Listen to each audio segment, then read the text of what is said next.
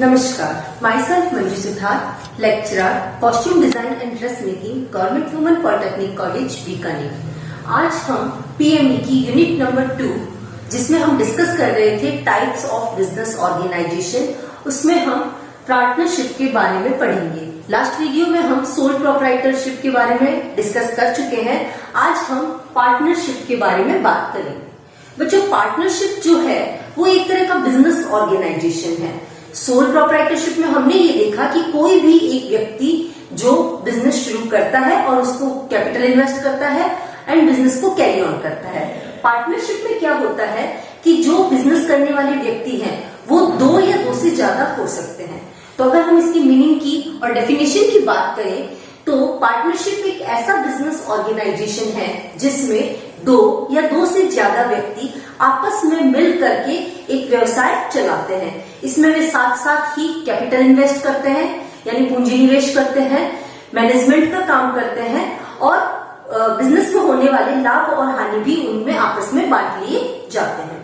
तो इस तरह का जो बिजनेस है वो पार्टनरशिप बिजनेस कहलाता है। अगर हम फीचर्स के बारे में बात करें तो सबसे पहले है फॉर्मेशन ऑफ द फर्म, यानी पार्टनरशिप का जो बिजनेस होता है उसका फॉर्मेशन कैसे किया जाएगा।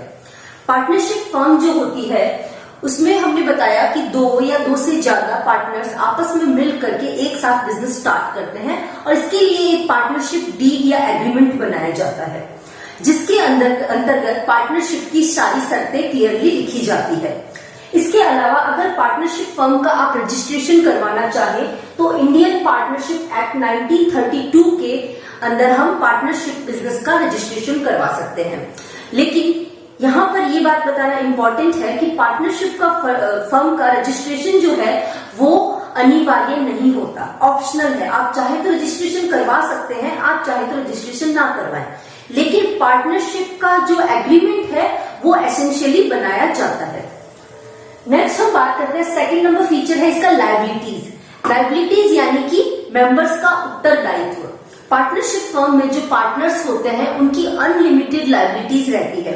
अनलिमिटेड लायबिलिटीज से हमारा ये मतलब है कि यदि किसी कारण से फर्म को लॉस होता है तो ऐसे में फर्म के असेट्स के साथ साथ लॉस की क्षतिपूर्ति करने के लिए पार्टनर्स को अपने खुद के पर्सनल असेट्स को भी सोल्ड आउट करना पड़ सकता है, यानी खुद का जो पैसा है, खुद के जो पर्सनल असेट्स हैं उनको बेचकर भी जो हानि हुई है उसको चुकाना पड़ सकता है।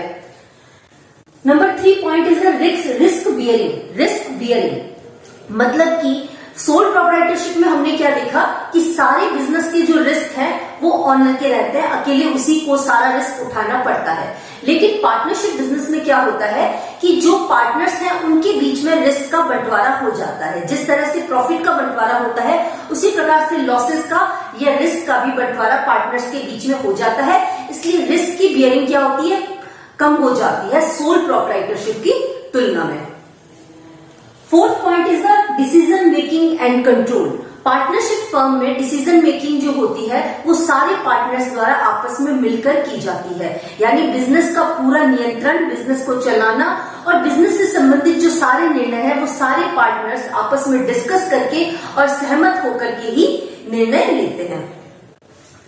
Now the continuity of business, बिल्कुल सोल प्रोप्राइटरशिप की जैसे ही है कि जो पार्टनरशिप का जो बिजनेस होता है इसकी लॉन्ग लाइफ नहीं होती है, यानी जो पार्टनर्स है उसमें से अगर किसी एक पार्टनर की मृत्यु हो जाए या एक्सीडेंट हो जाए या पागलपन आ जाए या किसी कारण से वो बिजनेस चलाने के योग्य ना रहे तो ऐसी अवस्था में पार्टनरशिप को खत्म माना जाता है।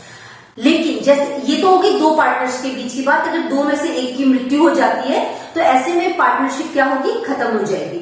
लेकिन यदि दो से ज्यादा यानी 3, 4, 5, 6 इतने बिजनेस पार्टनर हैं तो ऐसे में किसी एक बिजनेस पार्टनर के मृत्यु हो जाने पर या अन्य किसी कारण से बिजनेस से अलग हो जाने पर अगर बाकी के जो पार्टनर्स हैं उस पार्टनरशिप फर्म को आगे चलाना चाहते हैं तो ऐसी कंडीशन में पुराना जो पार्टनरशिप एग्रीमेंट बनाया गया था उसको हटा करके एक नया एग्रीमेंट बनाया जाता है और फिर उस पार्टनरशिप फर्म को चलाया जा सकता है।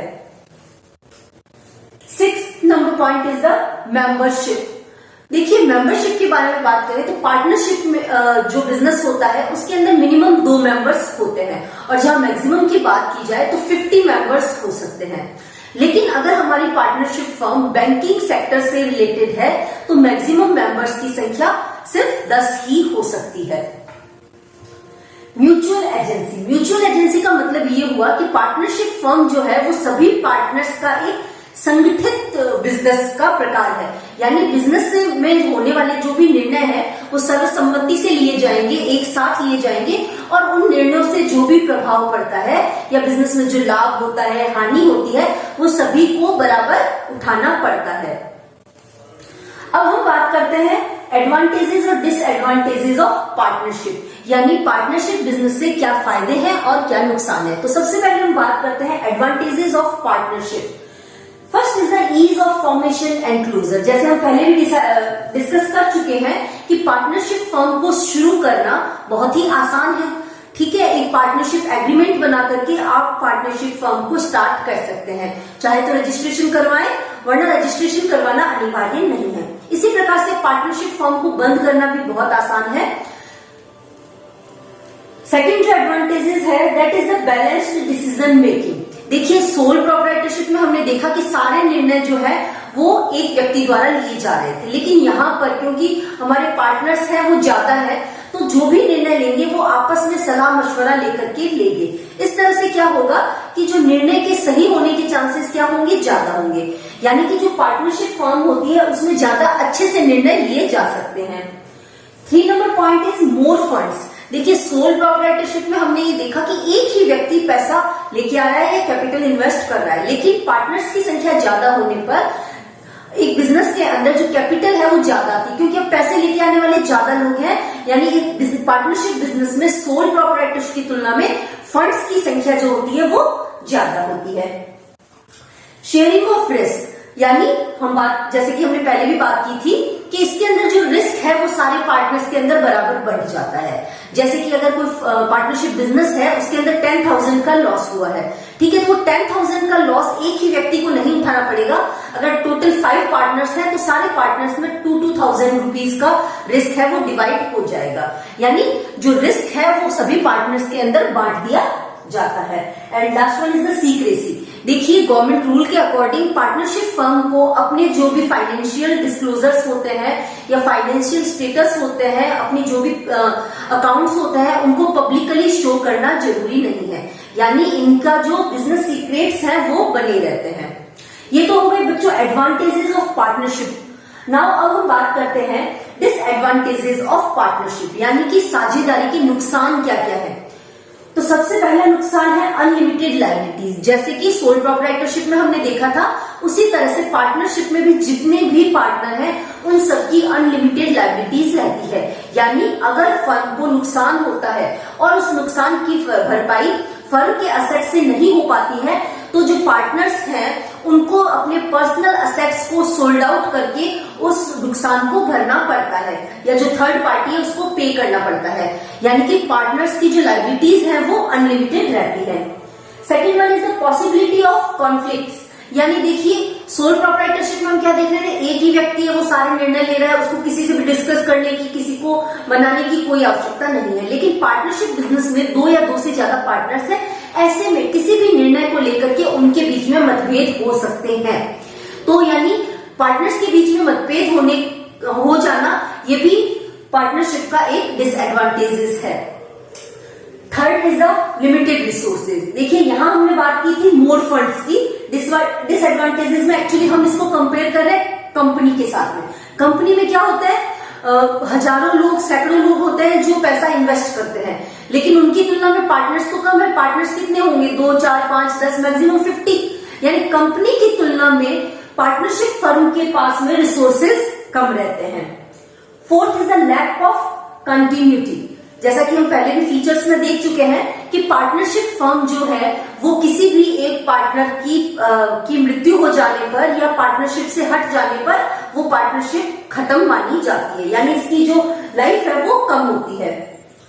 And fifth is the lack of public confidence, यानी देखिए जो पार्टनरशिप फर्म होती है उसमें जो पब्लिक का कॉन्फिडेंस होता है, जनता का विश्वास होता है, वो कम होता है। क्यों होता है? क्योंकि गवर्नमेंट के अकॉर्डिंग इनको ऐसा कुछ भी नहीं है कि इनको अपने जो भी अकाउंट्स है या फिर अपना फाइनेंशियल स्टेटस है वो जनता के सामने बताना पड़े। तो इसके कारण क्योंकि वो अपना फाइनेंशियल स्टेटस बताते नहीं है तो जनता का विश्वास जो होता है वो एक पार्टनरशिप फर्म के अंदर कम होता है। और वहीं अगर कंपनी की बात की जाए तो क्योंकि कंपनी के जितने भी फाइनेंशियल स्टेटस है वो जनता के सामने क्या रहता है, ओपन रहते हैं, उनको पता होता है उसके बारे में, तो कंपनी में एक ज्यादा ट्रस्ट होता है पब्लिक का बनिस्बत के पार्टनरशिप फर्म के। तो बच्चों ये थे एडवांटेजेस और डिसएडवांटेजेस। अब हम बात कर लेते हैं, एक और टॉपिक है हमारा टाइप ऑफ पार्टनर्स। जब हम पार्टनरशिप के बारे में बात करते हैं तो पार्टनर्स एक वर्ड आता है। पार्टनर्स कौन है? जो कि उस बिजनेस को मिलकर के चला रहे हैं, ठीक है, जो साझेदार है बिजनेस में, ठीक है। अब कितने तरह के पार्टनर्स एक पार्टनरशिप फर्म में हो सकते हैं उसके बारे में हम बात करते हैं। देखिए मेनली 6 तरह के पार्टनर्स एक पार्टनरशिप फर्म में हो सकते हैं, तो इनके बारे में हम थोड़ा सा शॉर्ट में जान लेते हैं। Number 1 is the active partner. Active partner यानी जिसको सक्रिय साझेदार कहते हैं। एक्टिव पार्टनर कौन होता है? देखिए ऐसा पार्टनर जो फर्म के अंदर डे टू डे एक्टिविटी में यानी रोजाना के काम में काफी एक्टिवली पार्टिसिपेट करता है, मैनेजमेंट को देखता है, कैपिटल मनी इन्वेस्ट कर रहा है, ठीक है, तो होता है एक्टिव पार्टनर। यानी पार्टनरशिप फर्म का सबसे सक्रिय कार्य करने वाला जो पार्टनर है उसको हम बोलेंगे एक्टिव पार्टनर। सबसे पहले ये पार्टनरशिप फर्म के अंदर क्या कर रहा है? कैपिटल मनी इन्वेस्ट कर रहा है, ठीक है, मैनेजमेंट में ये पार्टिसिपेट कर रहा है। तो अब क्योंकि कैपिटल मनी इन्वेस्ट कर रहा है तो बिजनेस के अंदर जो भी लॉस हो रहा है, जो भी प्रॉफिट हो रहा है उसके अंदर ये क्या कर रहा है? अपना हिस्सा ले रहा है। और साथ ही लायबिलिटीज जो होती है वो इसकी अनलिमिटेड रहती है। Now second is the sleeping partner या फिर इसको बोलते हैं डोरमेंट पार्टनर। हिंदी में इसको कहा जाता है निष्क्रिय साझेदार। नाम से ही पता चल रहा है स्लीपिंग, यानी कि वो डे टू डे एक्टिविटी में पार्टिसिपेट नहीं कर रहा है। एक्टिव पार्टनर की तरह ये कैपिटल भी इन्वेस्ट कर रहा है, इसका प्रॉफिट एंड लॉस में भी हिस्सा है, लेकिन ये कंपनी की डे टू डे एक्टिविटी और मैनेजमेंट में पार्टिसिपेट नहीं करता है, ठीक है, सिर्फ पैसा इन्वेस्ट कर रहा है और लाभ और हानि में अपना हिस्सा ले रहा है। लेकिन इसकी जो लायबिलिटीज होती है वो भी अनलिमिटेड होती है। Number 3 is the secret partner, ठीक है, सीक्रेट नाम से ही पता चल रहा है ऐसा पार्टनर जिसके बारे में फर्म को तो पता है कि ये हमारा पार्टनर है, लेकिन पब्लिकली उसको बताया नहीं गया है कि ये भी हमारा पार्टनर है। यानी ऐसा पार्टनर जो आपकी फर्म में पैसा भी लगा रहा है, आपका लॉस ऑफ प्रॉफिट में भी हिस्सा ले रहा है, ठीक है, मैनेजमेंट में भी पार्टिसिपेट कर रहा है, लेकिन बाहर वाले किसी पर्सन को पता नहीं है कि ये भी इस फर्म का पार्टनर है, ठीक है। तो ऐसे पार्टनर को हम बोलते हैं सीक्रेट पार्टनर। सीक्रेट पार्टनर जो होता है उसकी भी जो लायबिलिटीज होती है वो अनलिमिटेड होती है। Fourth one is the nominal partner, यानी नाम मात्र का साझेदार। नॉमिनल पार्टनर कौन होता है बच्चों? देखिए ये ऐसा पार्टनर होता है जो ना तो आपकी पार्टनरशिप फर्म के अंदर पैसा लगा रहा है, ठीक है, पैसा नहीं लगा रहा है मतलब वो प्रॉफिट और लॉस में भी हिस्सा नहीं ले रहा है, ठीक है, साथ ही मैनेजमेंट में भी कोई पार्टिसिपेशन नहीं कर रहा है, लेकिन ये अपने नाम का उपयोग आपकी फर्म को करने दे रहा है। यानी ऐसा व्यक्ति जो पैसा नहीं लगा रहा है लेकिन अपने नाम का उपयोग, अपनी पहचान का उपयोग आपकी फर्म को करने दे रहा है, इससे आपकी फर्म को कहीं ना कहीं फायदा हो रहा है कि आप उसके नाम का यूज कर रहे हो, ठीक है। तो ऐसा जो पार्टनर है जो सिर्फ अपने नाम का यूज करने दे रहा है, पैसा नहीं लगा रहा है, लाभ हानि में हिस्सा नहीं ले रहा है, प्लस मैनेजमेंट में पार्टिसिपेट नहीं कर रहा है, तो इस पार्टनर को हम बोलेंगे नॉमिनल पार्टनर, नाम मात्र का साझेदार। ये जो पार्टनर होता है इसकी भी लायबिलिटीज अनलिमिटेड रहती है। अनलिमिटेड क्यों रहती है? क्योंकि इसका नाम देखकर हो सकता है किसी थर्ड पर्सन ने इस पार्टनरशिप फर्म के साथ अपना बिजनेस किया है, क्योंकि वो इसने इसका नाम लेकर देख करके बिजनेस किया है, तो ऐसे में इसकी भी लायबिलिटीज जो होती है वो अनलिमिटेड रहती है। Number 5 is the partner by estoppel. Partner by estoppel जो होता है ये एक ऐसा पार्टनर है जो वास्तव में आपकी फर्म का पार्टनर है ही नहीं। इसने ना तो कैपिटल मनी इन्वेस्ट किया है, ना ये मैनेजमेंट में पार्टिसिपेट कर रहा है, और ना ही ये लाभ और हानि में किसी तरह का कोई हिस्सा ले रहा है, लेकिन ये अपने कार्य से, अपनी बातों से दूसरे व्यक्ति को ऐसे शो करता है कि ये आपकी फर्म का हिस्सा है, ठीक है, पार्टनर्स को इस बात की जानकारी है कि ये हिस्सा नहीं है, लेकिन ये उनके सामने किसी थर्ड पर्सन के सामने या थर्ड पार्टी के सामने ऐसा शो कर रहा है कि वो भी इस फर्म का हिस्सा है। तो इस तरह का जो पार्टनर होता है उसको हम बोलते हैं पार्टनर बाय एस्टोपल। क्योंकि ये पार्टनर खुद शो कर रहा है थर्ड पार्टी को कि मैं भी मैं भी पार्टनरशिप फर्म का एक पार्टनर हूं, तो ऐसे में इसकी लायबिलिटीज जो है वो अनलिमिटेड रहेंगी। ठीक है, लेकिन क्योंकि ये पैसा नहीं लगाता है तो उसको प्रॉफिट लॉस में कोई भाग नहीं मिलता है, प्लस मैनेजमेंट में ये किसी तरह का पार्टिसिपेशन नहीं करता है। And the last one type is the partner by holding out. ठीक है, ये एस्टोपल जैसा भी है और उससे थोड़ा सा अलग है। कैसे कि ये एक ऐसा पार्टनर है जो वास्तव में आपकी पार्टनरशिप फर्म का कोई पार्टनर नहीं है, लेकिन ऐसा है कि जो इसके पार्टनर है ना वो ऐसा शो करते हैं कि ये पर्सन भी हमारी पार्टी का हिस्सा है। ठीक है, देखिए एस्टोपल में क्या था, वो बंदा खुद कह रहा था कि मैं इस फर्म का हिस्सा हूं, मैं इस फर्म का पार्टनर हूं, जबकि वो था नहीं। लेकिन होल्डिंग आउट में क्या होता है, पार्टनर्स कहते हैं कि ये जो थर्ड पर्सन है वो हमारा पार्टनर है, जबकि वास्तव में वो नहीं है। ठीक है, तो इस तरह से जो पार्टनर बनाया जाता है जिसको पार्टनर्स कहते हैं कि ये हमारी फर्म का हिस्सा है, ठीक है, और उसको ये बात पता है लेकिन वो फिर भी मना नहीं कर रहा है, तो ऐसा जो पार्टनर होता है वो होता है पार्टनर्स बाय होल्डिंग आउट। इसकी भी जो रेस्पॉन्सिबिलिटीज है वो अनलिमिटेड रहती है, लेकिन क्योंकि ये कोई कैपिटल इन्वेस्ट नहीं करता तो उसको लाभ हानि में कोई हिस्सा नहीं मिलता, प्लस मैनेजमेंट में इसका कोई हिस्सा नहीं रहता। तो इस 6 प्रकार के पार्टनर को डिस्कस करने के बाद एक चीज कॉमनली सामने आती है कि पार्टनर्स कोई भी हो, चाहे वो एक्टिव हो, चाहे वो डॉर्मेंट हो, चाहे वो होल्डिंग आउट हो या किसी भी तरह का पार्टनर हो, उसकी लायबिलिटीज हमेशा अनलिमिटेड रहती है। ठीक है, और बाकी जो कैपिटल इन्वेस्ट करता है उसको लाभ और हानि में हिस्सा मिलता है। जो एक्टिव होता है और सीक्रेट पार्टनर होता है वो मैनेजमेंट में हिस्सा लेता है। डोरमेंट पार्टनर जो होता है वो मैनेजमेंट में हिस्सा नहीं लेता है। बाकी तीनों पार्टनर है वो सिर्फ लायबिलिटीज होल्ड करते हैं, अनलिमिटेड लायबिलिटीज रहती है, बाकी कोई इन्वेस्टमेंट नहीं होता है, ना ही उनको कोई रिटर्न मिलता है और ना ही मैनेजमेंट में उनका कोई पार्टिसिपेशन रहता है। तो बच्चों ये 6 टाइप के पार्टनर्स हो गए जो किसी भी पार्टनरशिप फर्म में हो सकते हैं। तो आज हमने पार्टनरशिप फर्म के बारे में पढ़ा, पार्टनरशिप होती क्या है, पार्टनरशिप के फीचर्स क्या है, जिसको हम इसको डिटेल में हमने समझा। अब बाद में पार्टनरशिप के एडवांटेजेस और डिसएडवांटेजेस हमने देखे और लास्ट में हमने देखा कि टाइप्स ऑफ पार्टनर कौन कौन से हैं। तो बच्चों आई थिंक आपको टॉपिक समझ में आया होगा।